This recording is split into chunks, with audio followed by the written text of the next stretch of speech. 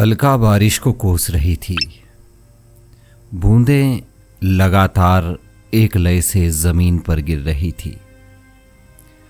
बारिश की मध्यम संगीतमय ध्वनि भी उसे शोर की भांति महसूस हो रही थी। शाम भी धीरे धीरे रात के आगोश में समा रही थी। अलका के कदमों में वो उत्साह नहीं था जो जाते समय था, क्योंकि कोख में लड़की पल रही है। यह सुनकर अमित खुश नहीं होगा, अलका यह जानती थी। घर से क्लिनिक जाते वक्त वह उत्साह से भरी हुई थी। रिपोर्ट देखकर डॉक्टर ने अलका की मनोदशा को भांप लिया था। तभी कहा भी था, मेरी 2 संतान हैं, दोनों बेटियां। बेटियां ही हैं जो दुख दर्द समझती हैं। मगर अलका तो जिसे शून्य में चली गई हो। वह तेज बारिश में ही घर की ओर चल पड़ी। कल की ही तो बात है, अमित ने मां से कहा था आने वाले का नाम अंश रखेंगे। क्यों मां? मां ने भी कहा था, बेटा मुझे भी यही नाम सूझ रहा था। मां और बेटे की बातें अलका रसोई से सुन रही थी। अचानक तेज हवा के साथ आई बूंदों ने अलका के बदन को हल्का सा भिगो दिया। अलका ने अपने हाथ अनायासी गर्भ की ऊपरी देह पर रख दिए, मानो बूंदों से उसकी कोख में पल रही नन्ही सी जान भीगने वाली हो। अचानक उसे ख्याल आया कि वह जिस जान की सोते जागते चलते फिरते बेहद ध्यान रख रही है, वो तो लड़की है। अलका ने पलक झपकते ही अपने हाथ हटा दिए। अब वह बारिश में भीगने लगी। वह बुदबुदाई, शायद इस बारिश से ही मेरे भीतर पल रही जो भी है उसकी सांस थम जाए। 1-2 दिन में तो इसे गिराना होगा। अमित तो कल ही इसके लिए तैयार हो जाएंगे, यही ठीक होगा। वैसे भी न तो अमित और ना ही सासू मां खुश होगी। वह इतना ही सोच पाई थी कि किसी सख्त हाथ ने उसका कांधा पकड़ लिया। एक अजनबी बूढ़ी औरत ने अलका से कहा, कहां है ध्यान तुम्हारा? पेट से हो और भीग रही हो, चलो इस छप्पर के नीचे आ जाओ।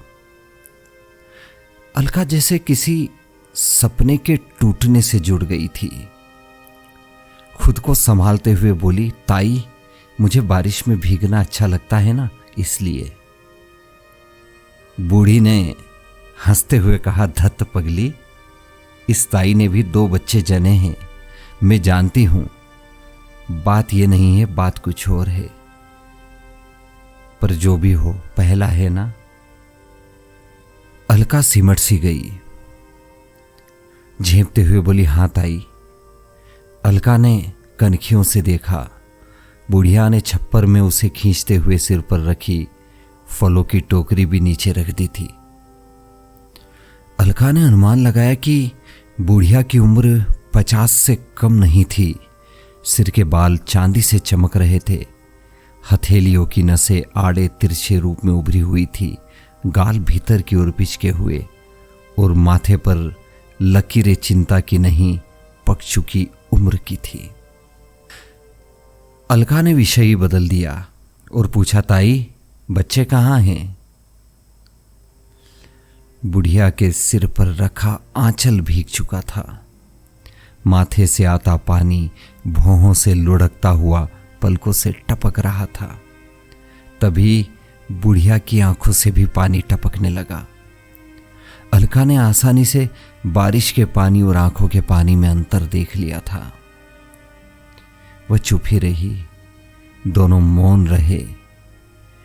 और ये और बात थी कि लगातार बारिश में भी अच्छी खासी ध्वनि थी। फिर बुढ़िया अलका से ऐसे बात करने लगी जैसे वो उसे बरसों से जानती हो। कहने लगी, मां बच्चों के लिए कितना कुछ करती है ना। ये तुम भी जान जाओगी मगर बच्चे। उसकी आवाज भर्रा गई, सिसकियां बारिश की टपटपाहट में दब गई। अलका को कुछ भी कहना ठीक नहीं लगा। बुढ़िया ने सिसकते हुए कहा कि मां तो मां ही होती है, वह कुछ और नहीं हो सकती। पहला बेटा हुआ तो सोचा बस एक लक्ष्मी और आ जाए तो मेरा परलोक सुधर जाएगा, मगर दूसरी संतान भी बेटा ही हुई। खैर, मेरे पति ने कमर तोड़ मेहनत की। हम दोनों ने मिलकर अपने बेटों के लिए क्या क्या नहीं किया। अपना पेट काटकर हमने बच्चों की जरूरतें पूरी की। अपना पेट काटकर हमने बच्चों की जरूरतें पूरी की, पढ़ाया लिखाया। बड़ा बेटा अमेरिका गया तो लौटा ही नहीं। सुना है उसने वहीं शादी कर ली है, अब तो वो बाल बच्चे वाला हो गया। और दूसरा, अलका ने जानबूझकर बीच में टोकते हुए पूछा। बुढ़िया भीगे हुए आंचल से आंसू पोंछते हुए बोली, वो भी अपनी दुनिया में मस्त है, किसी मल्टीनेशनल कंपनी में है। उसका एक पैर दिल्ली रहता है तो दूसरा और कहीं।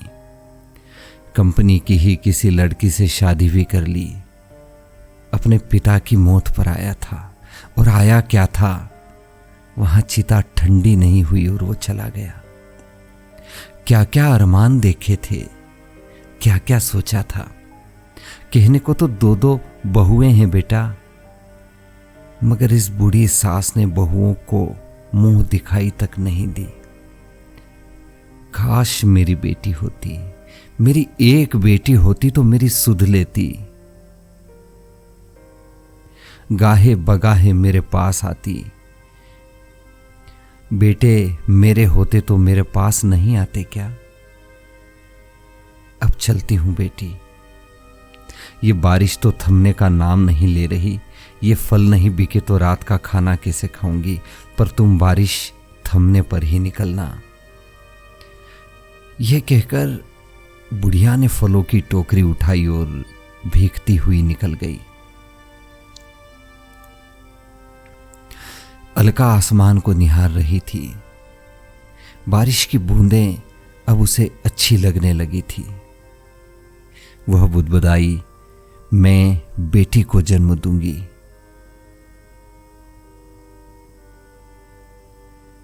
आखिर मैं भी तो किसी की बेटी हूं। मेरी सास भी किसी की बेटी थी।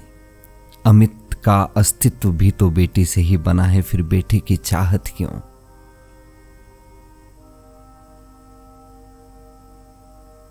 अलका ने फिर अपना गर्भ टटोला।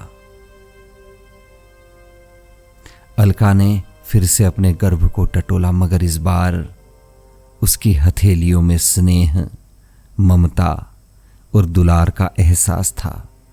उसका चेहरा आत्मविश्वास से भर गया और वो खुशी खुशी बारिश थमने के बाद घर की ओर चल पड़ी।